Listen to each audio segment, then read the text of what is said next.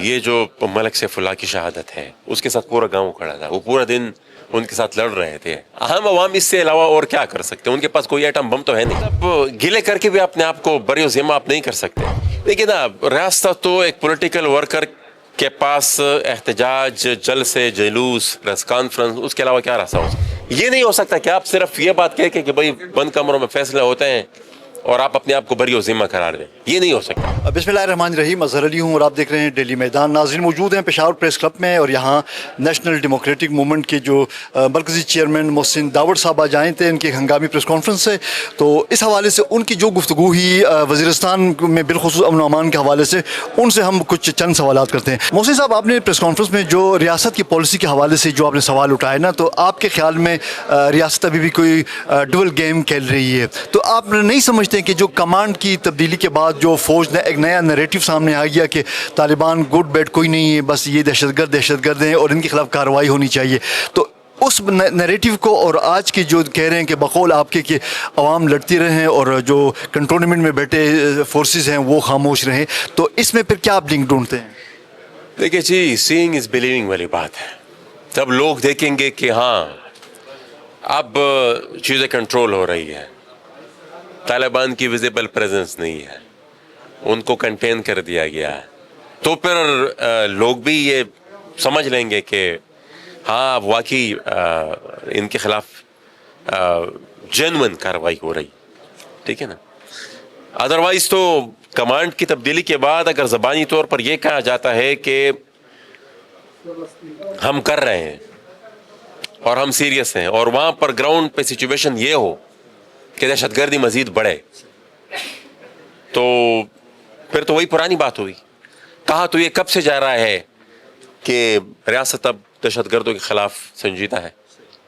اچھا، افغانستان کے خلاف جو پاکستانی کی جو فضائی جو کارروائیاں ہوئیں اور جس کے بعد ہمیں یہ بتایا گیا، بلکہ سب کو معلوم ہے، کہہ رہے ہیں کہ بارڈر پہ مزید سیکورٹی سخت کی گئی ہے، دہشت گرد اب افغانستان کے اندر محدود ہو گئے ہیں، اس طرف نہیں آ سکتے ہیں، لیکن آپ کہہ رہے ہیں کہ وزیرستان کے اندر بھی ابھی بھی موجود ہیں، ان کے ٹھکانے ہیں. تو یہ کیا پھر وزیرستان میں کیا ہو رہا ہے؟ کیا دہشت گردوں کے جو ہمدرد ہیں مقامی کمیونٹیز میں بھی ہیں کہ وہ ان کو سپورٹ دے رہے ہیں، یا آپ صاف کہہ رہے ہیں کہ فورسز ہی ان کو وہ سپورٹ دے رہے ہیں؟ یہ تو آج آپ نے دیکھا، یہ جو ملک سیف اللہ کی شہادت ہے اس کے ساتھ پورا گاؤں کھڑا تھا، وہ پورا دن ان کے ساتھ لڑ رہے تھے. ہم عوام اس سے علاوہ اور کیا کر سکتے ہیں؟ ان کے پاس کوئی ایٹم بم تو ہے نہیں. دھرنے کر سکتے ہیں، احتجاج کر سکتے ہیں، پریس کانفرنس کر سکتے ہیں، اس کے علاوہ اور کیا؟ دا میکسیمم یہ ہے کہ وہ ہتھیار بھی اٹھا لے، وہ بھی انہوں نے اٹھا لیا. اب ریاست کے جو ریسورسز ہیں انسانوں کے دفاع کے لیے، وہ تو فوج پہ وہ ہو رہے ہیں، استعمال ہو رہے ہیں، عام عوام پہ تو ہو نہیں رہے. اسی کے حساب سے ان کے ساتھ پھر وسائل بھی زیادہ ہیں، اسلحہ بھی ہر قسم کا ہے، عوام کے ساتھ زیادہ سے زیادہ ایک بندوق ہوگی. آپ اس لمیٹڈ ریسورسز کے ساتھ جتنا مقابلہ وہ کر سکتے ہیں، احتجاج بھی کیے، فزیکلی فائٹ بھی کی، عام عوام اس سے زیادہ اور کیا کریں؟ اچھا، ریاست کی پالیسی کی جب ہم بات کرتے ہیں، آپ کو قومی اسمبلی میں بیٹھنے کا موقع ملا، آپ نے 5 سال ٹینیور میں آپ اور علی وزیر صاحب تھے، لازمی بات ہے آپ کو جو پالیسی ساز ہے ان کے ساتھ بھی آپ کو مل بیٹھنے کا، ان کے ساتھ گفتگو کرنے کا موقع ملا ہوگا. تو ان کے ذہن میں کیا ہے؟ ان کی جو پالیسی شفٹ کیوں نہیں آ رہی ہے؟ جو حقیقی جو پالیسی شفٹ ہو، آپ لوگ ان کو کیوں کنونس نہیں کر سکے؟ یہ وجہ کیا ہے؟ دیکھیں نا، ہم تو اگر آپ کنونس ہی نہ ہو، آپ نے کہا ہو کہ بھائی میں نے نہیں کنونس ہونا، ایک تو یہ ہو نا کہ آپ کا ایک نیوٹرل مائنڈ ہو، میں دلائل سے آپ کو کنونس کر لوں کہ بھائی آپ یہ ان حقائق کی بنیاد پر ہماری رائے یہ ہونی چاہیے، آپ شاید پھر آپ کنونس ہو جائیں. لیکن اگر آپ نے پہلے سے ارادہ ہی کر لیا ہو کہ نہیں میں نے کنونس اس لیے نہیں ہونا کیونکہ میرا ارادہ یہ ہے، تو پھر تو آپ کے آگے کوئی جتنی بھی حقائق کیوں نہ رکھ دیں، آپ نے جب کنونس نہیں ہونا تو پھر نہیں ہونا.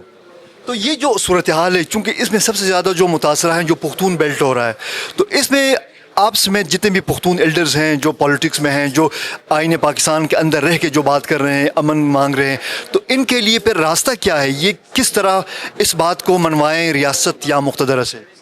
دیکھیے نا، ریاست تو ایک پولیٹیکل ورکر کے پاس احتجاج، جلسے، جلوس، پریس کانفرنس، اس کے علاوہ کیا راستہ ہو سکتا ہے؟ ٹھیک ہے نا. راستہ تو یہی ہے. ہاں، اس راستے میں ٹیمپو اتنا کب بنتا ہے، اس لیول کا پریشر کب بنتا ہے کہ پالیسی سازوں پر وہ اثر انداز ہو کر ان کو اپنی پالیسی سے وہ روک سکے. یہ ایک political on going per process ہے. اس سے صورتحال میں صوبائی حکومت کو آپ کہاں دیکھتے ہیں؟ صوبائی حکومت کتنا رسپانسبل ہے اس تمام صورتحال میں؟ یہاں پہ جو لاقانونیت ہے، جو دہشت گردی ہو رہی ہے، ان کی مجبوری اپنی جگہ ہے، لیکن صرف مطلب گلے کر کے بھی اپنے آپ کو بری و ذمہ آپ نہیں کر سکتے. کیا آپ کہتے کہ بھائی فلانا یہ نہیں کر رہا، ڈگر اگر آپ نے گلے ہی کرنا ہے تو پھر آپ کے پاس حکومت کیوں ہے؟ ٹھیک ہے، پھر آپ اعلان کرتے کہ بھائی ہم نہیں کر سکتے، یہ ہماری مجبوری ہے، کسی اور کے حوالے کر دیں. یہ نہیں ہو سکتا کہ آپ صرف یہ بات کہہ کے کہ بھائی بند کمروں میں فیصلے ہوتے ہیں اور آپ اپنے آپ کو بری و ذمہ قرار دیں. یہ نہیں ہو سکتا. تو آپ کی سیاسی وزڈم کیا کہتی ہے؟ آنے والے دن کیسے ہوں گے؟ امن کب قائم ہوگا؟ دہشت گردی کب ختم ہوگی؟ اس کا تو بین الاقوامی کنیکشن بھی ہے، لوکل ایشو بھی ہے، لیکن ریاست کو سنجیدگی سے اس بات پہ سوچنا ہوگا کہ ہم انہی اسٹریٹجک پراکسی وارز میں گھسے رہیں گے. ہم نے ترقی نہیں کرنی، ہم نے اپنی ہی پالیسی نہیں بنانی، اپنی معیشت پہ ہم نے فوکس نہیں کرنا، لوکل جو ایشوز ہیں، لوکل جو پولرائزیشن ہو رہی اس پہ ہم نے توجہ نہیں دینے. ٹھیک ہے، فی الحال ان کے پاس زبردستی ان کے پاس ہے جس کا لاٹھی اس کا دیس، اس کی وہ سچویشن ہے.